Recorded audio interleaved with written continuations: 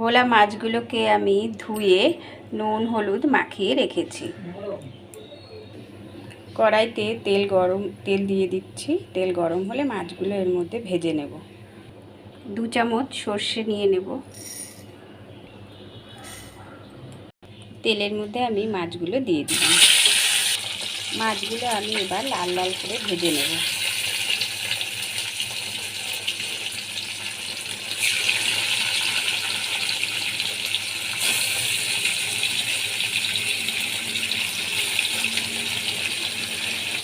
এখানে আমি সর্ষে আর এই 3টে কাঁচা লঙ্কা আমি বেটে নেব।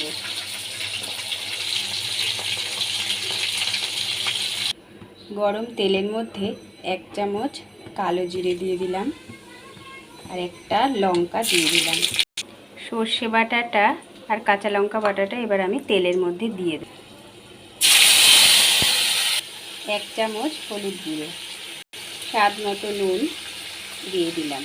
এবার ভালো করে মশলাটাকে কষিয়ে নেব।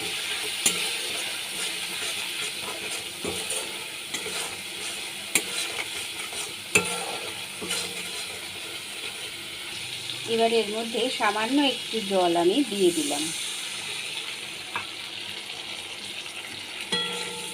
ভালো করে কষিয়ে নিচ্ছি।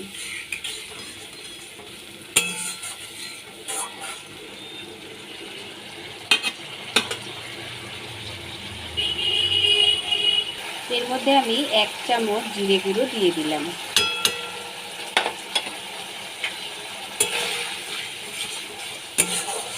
জিরে গুঁড়োটাকে দিয়ে ভালো করে আমি কষিয়ে নেব।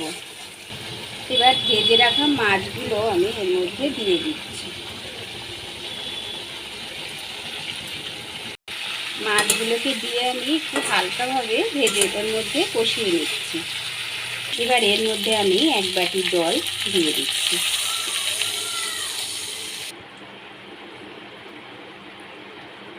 এবার এর মধ্যে আমি কিছুটা ধনেপাতা কুচি ছড়িয়ে দিলাম। ভোলা মাছের রেসিপিটি আমাদের তৈরি হয়ে গেছে।